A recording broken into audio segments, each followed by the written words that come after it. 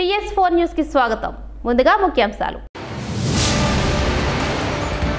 PG ప్రధాని rubble ఖాతో Modi చర్చలు.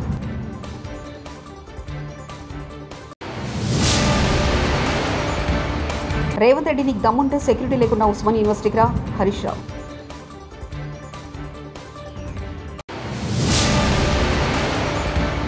ఓయూలో CM Revanth Reddy ఉగ్రరూపం.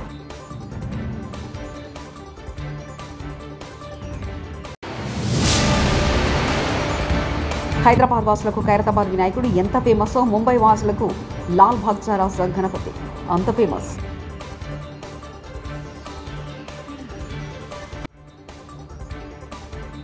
ప్రధానమంత్రి నరేంద్ర మోదీ ఇవాళ పీజీ ప్రధాని సితివేని లింగమమడ రబుకాతో విస్తృత చర్చలు జరిపారు. వాణిజ్యం, పెట్టుబడులు వంటి రంగాలలో ద్వైపాక్షిక సంబంధాలను బలోపేతం చేయడంపై దృష్టి సారించారు. 3 రోజుల పర్యటన నిమిత్తం రబుకా ఆదివారం ఢిల్లీకి చేరుకున్నారు. दक्षिण पैसिफिक देश प्रधानमंत्री का रबुका की तोली पर्यटन. मैं प्रधानमंत्री रबुका और उनके डेलीगेशन का भारत में हार्दिक स्वागत करता हूं। 2014 में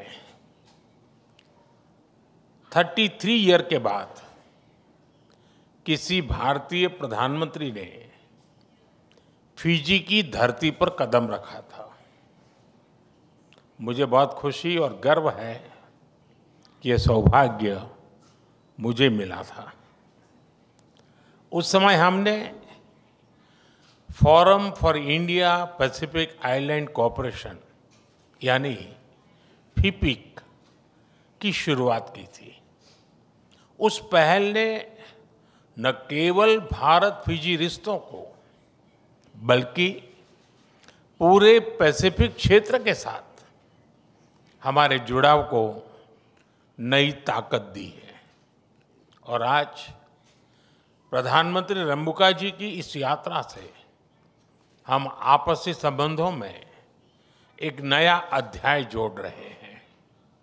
फ्रेंड्स, भारत और फिजी के बीच आत्मीयता का गहरा नाता है। 19वीं सदी में भारत से गए 60,000 से अधिक गिरमिटिया भाई बहनों ने अपने परिश्रम और पसीने से फिजी की समृद्धि में योगदान दिया है।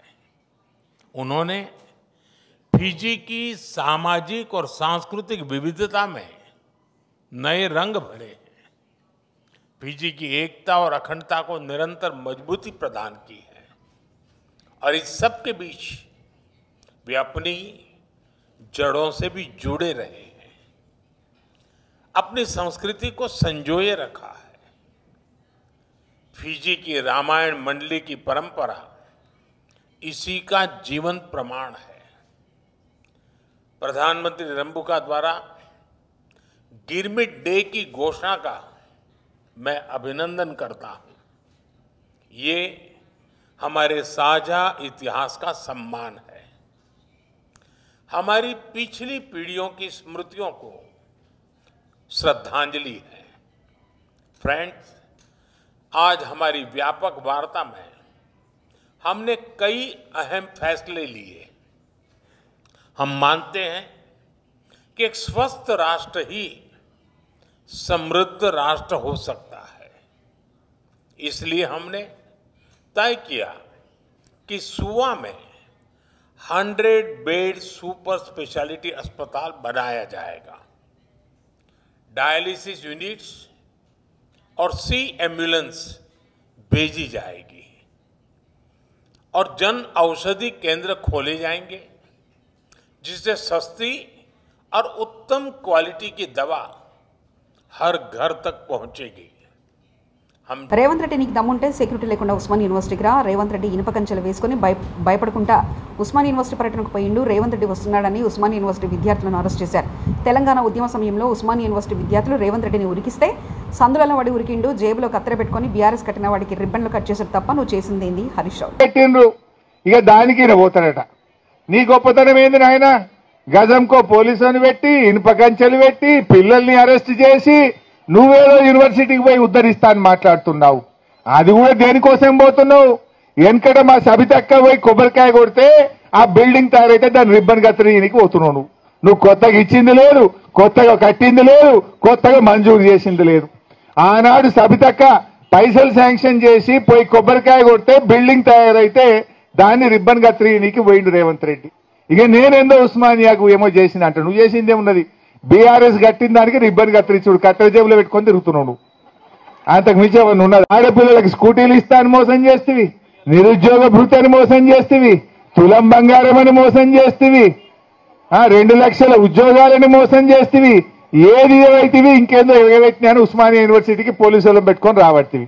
దమ్ముంటే గన్మెన్లు లేకుండా పోలీసు వాళ్ళు లేకుండా ఒక్కడివిరా ఉస్మానియా యూనివర్సిటీకి. వెనకట నాకు బాగా గుర్తు, అప్పుడు తెలంగాణ ఉద్యమం బాగా నడుస్తుండే 2012లో. వీళ్ళంతా తెలుగుదేశం పార్టీలు ఉండ్రు. ఈయన ఇంకా కొంతమంది ఉస్మానియా యూనివర్సిటీకి వచ్చారు. ఈయన కూడా వచ్చిండు అలా. వీళ్ళందరూ ఉస్మానియా యూనివర్సిటీకి వస్తే పిల్లలు మయ్యర అందుకున్నారు. సందులో వాడు ఉరికిండి రేవంత్ రెడ్డి. అప్పుడు సందులో వాడు ఉరికినోడు తెలంగాణ ఉద్యమంలో. ఇవాళ నేనేందో వచ్చినా అని మాట్లాడుతుండ్రు. ఇవాళ ప్రజలకు అన్ని తెలుసు. ఇప్పటికైనా ఉస్మానియా యూనివర్సిటీలో బేషరతుగా మీకు ఇచ్చిన హామీలు అమలు చేయనందుకు క్షమాపణ చెప్తున్నా అని చెంపలేసుకో. ఎప్పట్లోగా చేస్తావో చెప్పు నువ్వు. తెలంగాణ ఉస్మానియా యూనివర్సిటీ ప్రత్యామ్నాయ పదమని ముఖ్యమంత్రి రేవంత్ రెడ్డి అభివర్ణించారు. అలాంటి ఉస్మానియా యూనివర్సిటీకి ఎంతో చరిత్ర ఉందన్నారు. దేశ రాజకీయాలను శాసించిన ఎంతో మంది నేతలు ఈ యూనివర్సిటీ నుంచి వచ్చిన విద్యార్థులేనని ఆయన గుర్తు చేశారు. మాజీ ప్రధాని పివి నరసింహారావు, కేంద్ర మాజీ మంత్రి జైపాల్ రెడ్డి, మాజీ సీఎం మర్రి చెన్నారెడ్డి తదితరులంతా ఈ యూనివర్సిటీ విద్యార్థులేనని ఆయన సోదాహరణంగా వివరించారు.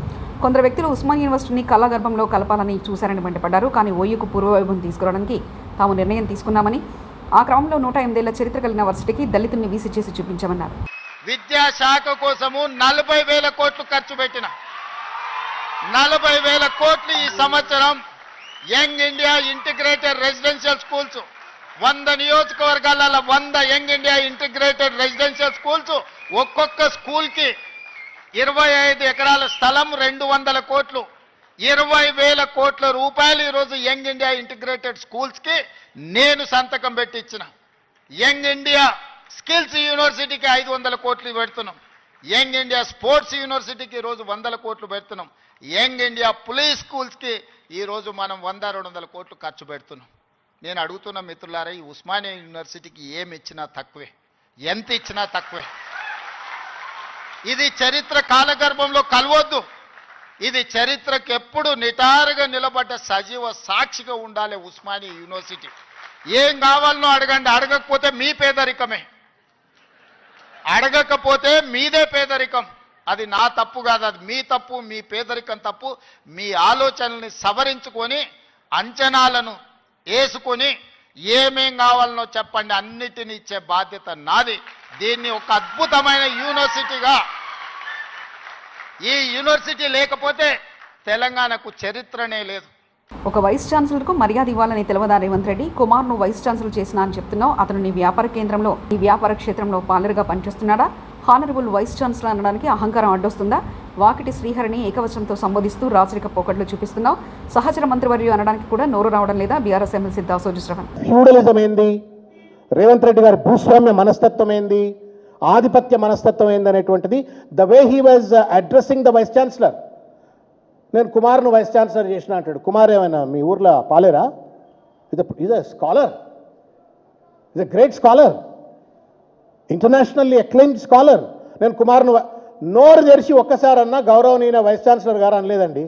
నేను కుమార్ను చేసిన, కుమార్ని ఇది చేసిన, కుమార్ని అది చేసిన. ఇదేం భాష అండి? ఇది ఫ్యూడల్ లాంగ్వేజ్, ఇది భూస్వామ్య లాంగ్వేజ్, ఇది దొరల లాంగ్వేజ్, ఇది this is not a democratic language. ఇది ఆయన గిరిజన బిడ్డ కావచ్చు, but is a vice chancellor. మీ ఊరు పాలేరు కాదు, నీ దగ్గర రైతు కూలీ కాదు, నీ కొడంగల్ వ్యాపార క్షేత్రంలో, వ్యవసాయ క్షేత్రంలో ఆయన అట్లాంటివి. శ్రీహరి ఎడమ బుజ్జు, శ్రీహరి మంత్రి గారు, నీ సహచర మంత్రి, కేబినెట్ మంత్రి శ్రీహరి గారు నా సహచర మంత్రి వర్యులు అనడానికి నీకు నోరు రావట్లేదు. మళ్ళీ నువ్వు నీ దొరరికం చూపెట్టుకుంటా మందిని దొరలు చదువుకోనియరు, అది ఇదని సొల్లు మాట్లాడుతూ ఉంటుంది. You are not able to respect your own colleagues. ఒక యూనివర్సిటీ వైస్ ఛాన్సలర్ను గౌరవించే సంప్రదాయం తెలియదు నీకు, నీ తోటి మంత్రులను గౌరవించేటువంటి ఒక సంప్రదాయం తెలియదు నీకు. నువ్వు పెద్ద సంస్కర్త లెక్క యూనివర్సిటీకి పోయినావు, ఏం మాట్లాడినావో మీ ఆత్మవిమర్శ చేసుకోవాలని చెప్పి నేను రేవంత్ రెడ్డి గారిని కోరుతా ఉన్నా.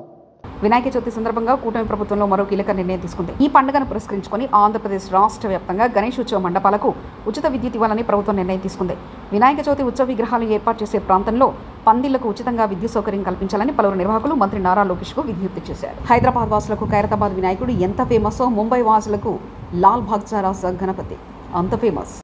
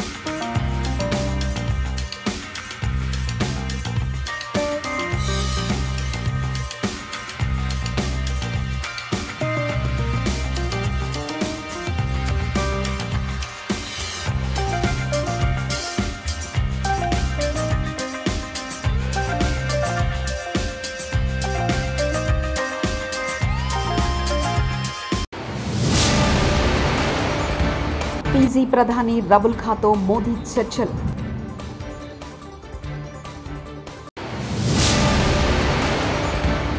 రేవంత్ రెడ్డి నీకు దమ్ముంటే సెక్యూరిటీ లేకుండా ఉస్మాన్ యూనివర్సిటీకి రా, హరీష్ రావు.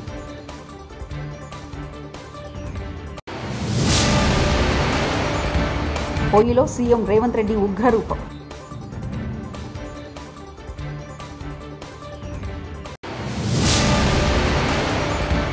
హైదరాబాద్ వాసులకు ఖైరతాబాద్ వినాయకుడు ఎంత ఫేమసో ముంబై వాసులకు లాల్ బాగ్చారాస్ గణపతి అంత ఫేమస్.